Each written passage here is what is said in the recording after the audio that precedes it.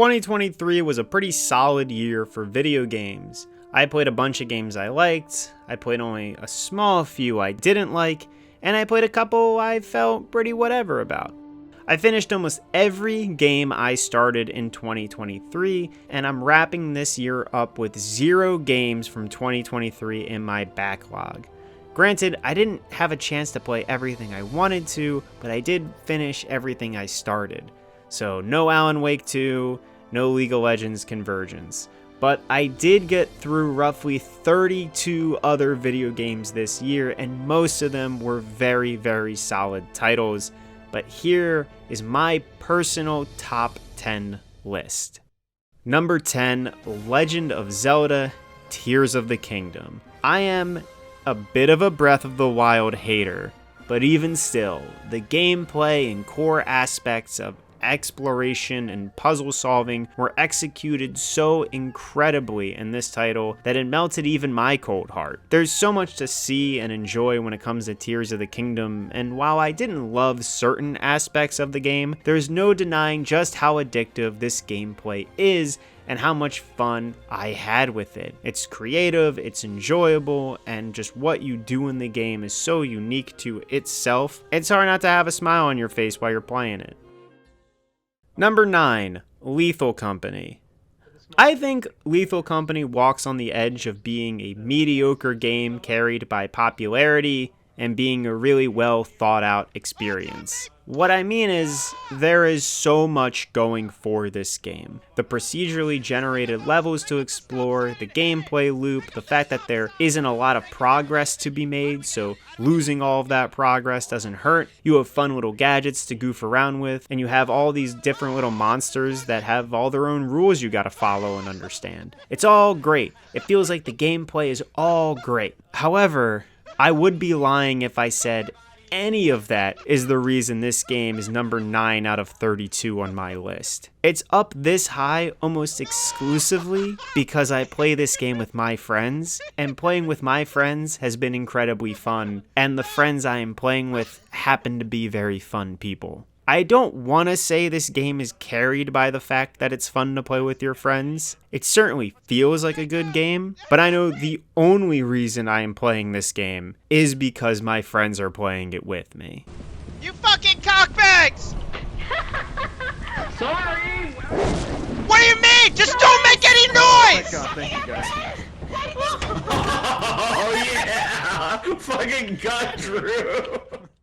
Number 8, Boltgun. I like this game.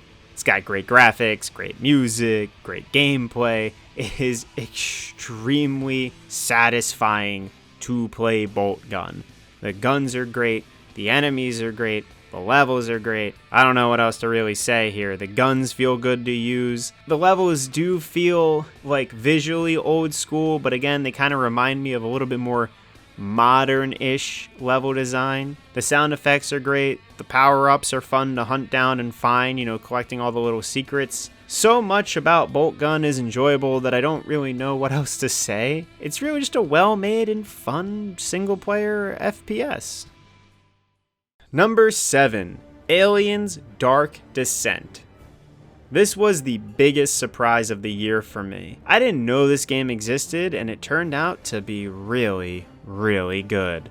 The gameplay is just so powerful. The tension that is in every mission, because even if you start out super decked out, your Marines are still going to start losing HP and ammo and start taking more and more stress. The game does a great job of applying pressure to the player that just cannot be captured in game recordings. You really feel like you're playing Aliens, like the movie Aliens, and that it's hard not to feel confident with how powerful your units are, but the longer you stay, the worse the situation gets, and the less and less powerful your units seem, and the overwhelming numbers that are the xenomorph swarm you have to go up against. This is just a really, really well executed game, and I wasn't expecting it to be as good as it was, because I think this game is great.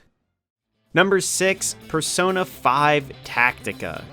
I think this game is just the whole package. The characters are likable, the visuals are likable, the music is terrific, and the gameplay is really fun. The whole knockdown second turn mechanic is really cool. It really changed up the dynamic of what the standard tactics game does. It's cool. I like how you're supposed to have these strategies based around getting extra turns and knocking out enemies and then drawing triangles around them. It's different than just dealing damage or trying to get a backstab or something. I like the persona mechanic a lot in this game too. More specifically, I like that everybody gets at least 2 personas. And I also think the story was really strong. But it really was the characters and the gameplay that kept me glued to my computer when it came to Tactica. And honestly, what else do you need in a video game besides those 2 things? Number 5, Pizza Tower. Man, what an insanely fun platformer. Best soundtrack of the year, easily. The fluid movement and ingenious ways the levels wrap on themselves, because you gotta go back through them a second time, are all just great. It leads to such a fun game to play. Most of the levels are unique, and the game doesn't even come close to overstaying its welcome. It's just a fast-paced, frantic platformer that, apart from a few nitpicks here and there, really is something special. There isn't anything like it in our modern gaming scene, and nothing close to being as good as it. Just a great 2D platformer. It's so good, dude. Love Pizza Tower. Number 4, Armored Core 6 Fires of Rubicon. It's the Gundam game I've been itching to play since watching Iron-Blooded Orphans. There's tons of cool weapons and features, a really fun story that gets more engaging with each playthrough. The ice worm fight is incredibly epic. The depth with making different ACs and different builds is so neat. It has fun and engaging boss fights. Honestly, I wasn't really sure what to expect out of Armored Core 6, but it turned out to be really fun and enjoyable, and kind of just the thing I really needed. Overall, it was an extremely enjoyable experience that I thought felt pretty fresh compared to other AAA titles that have been coming out lately. Number 3, HiFi Rush. This is everything I want in a video game. Fun vibes, great art style, a great gimmick. The music is incredible and incredibly implemented. The gameplay is snappy and engaging. The characters are all likable and have fun designs and personalities. The upgrades are cool. The finishers are cool. The combos are cool. The way the needle drops sync up with the game are just so heartwarming and heart-pounding. It's a flashy action game with great combat, great music, great visual design, and really fun characters. Honestly, it's such a great video game. I'm so happy it came out, and I'm happy I got a chance to play it. It's incredible. It's just a great time. Number 2, Street Fighter 6. This game has incredibly fun multiplayer, it has enjoyable gameplay mechanics, and there is a lot of personality from the characters and all of their playstyles. The online is amazing with rollback, rematching, everything. I get so easily addicted to playing this game because I just launch online matchmaking and then I'm playing for 2 hours straight at a time. It is just another fighting game, but it's a really well-made fighting game with incredible online. Alright, I'm going to be doing 2 honorable mentions, Ghost Trick and Metroid Prime Remastered. They both would have been on this list if I was counting them, but I have played Metroid Prime before multiple times, and I love that game, so it wouldn't really be fair to put it on this list. And while I hadn't played Ghost Trick before the PC port this year, the PC port is basically the exact same game that was released for the DS all those years ago, with practically no changes. I wouldn't want to take away from a brand new release in exchange for a port or an HD remaster of a game I already own and still enjoy. But both of these 2 games are bangers, and I highly recommend them.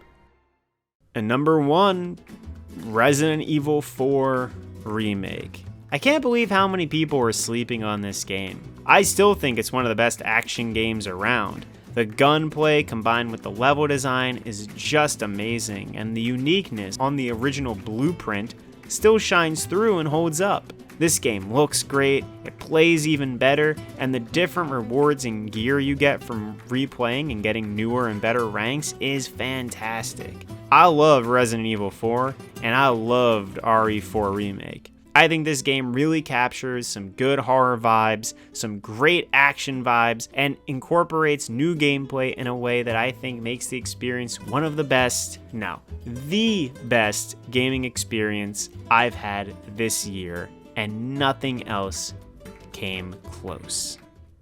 And that's it. That's my top 10 games of 2023. I played a lot of good games, didn't get to talk about some others that I really enjoyed playing, but like I said at the start of the video, there were only a few games this year I didn't like playing, and there are so many others that I did enjoy. It was a good year for games, and hope y'all have a good year and a good next year too. Alright, thanks for watching, have a good one, and take it easy.